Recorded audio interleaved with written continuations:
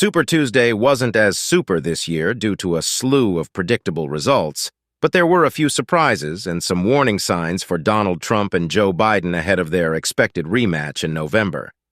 Here are some of the key takeaways after millions of voters in 15 states and American Samoa chose their preferred party candidates for president.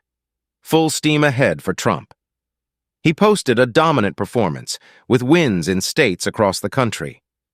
They call it Super Tuesday for a reason, Mr. Trump told supporters in Florida. This is a big one.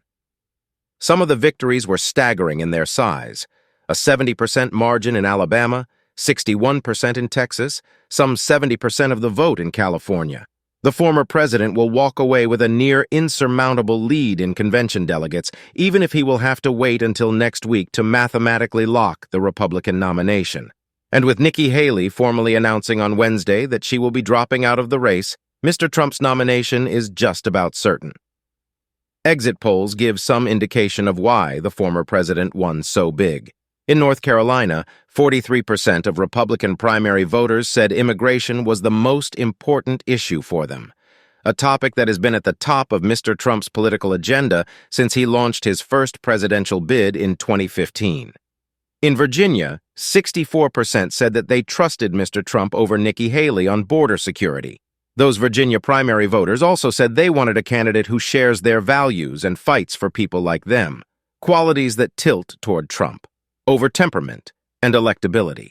Electability was one of Ms. Haley's central pitches to voters.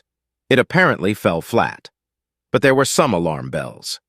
Despite the big win, there were indications of continued disaffection with Mr. Trump among some Republican primary voters. In Virginia and North Carolina, Ms. Haley continued to do well in counties with large numbers of young, suburban, and college-educated voters, and some of their concerns registered in exit polls. 40% of Republican primary voters in Virginia and 32% in North Carolina said that Mr. Trump, who faces 4 criminal cases, would not be fit to be president if convicted of a crime. Among North Carolina Haley voters, only 21% said they would vote for the Republican nominee no matter who it is. Late on Tuesday night, the Haley campaign pointed to such results and issued a warning. Today, in state after state, there remains a large block of Republican primary voters who are expressing deep concerns about Donald Trump, a spokeswoman said. Of course, opinions could change in the heat of the autumn general election campaign.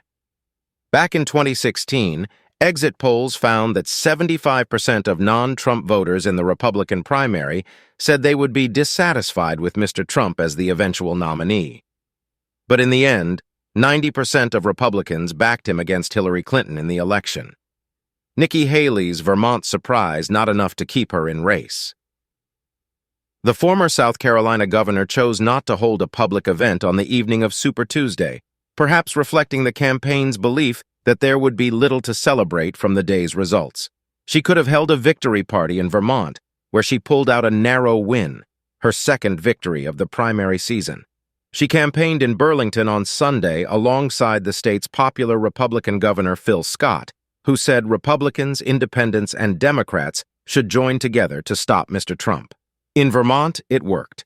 In all the other Super Tuesday contests, however, there simply weren't enough anti-Trump voters, even in states like Virginia that allow non-Republicans to vote in the party primary, to translate into wins or even narrow defeats. Weeks ago, Ms. Haley pledged to stay in the race until Super Tuesday, hoping to add to her delegate total, but that was the end of the road. On Wednesday morning, she held a press conference where she announced that she will be bowing out of the race. She called on Mr. Trump to earn the votes of those in our party and beyond it who did not support him, though she did not endorse him. She did not indicate what her future plans might be, but said she looks forward to being a private citizen. Earlier this week, she said she did not feel committed, despite an earlier pledge to support Mr. Trump if he is the party's nominee. Will she ultimately back the former president, despite her recent sharp criticisms? Is she angling for an independent presidential bid? With all the drama now stripped out of the nominating contests, the South Carolinian's future is one of the few immediate sources of mystery. Subscribe for more.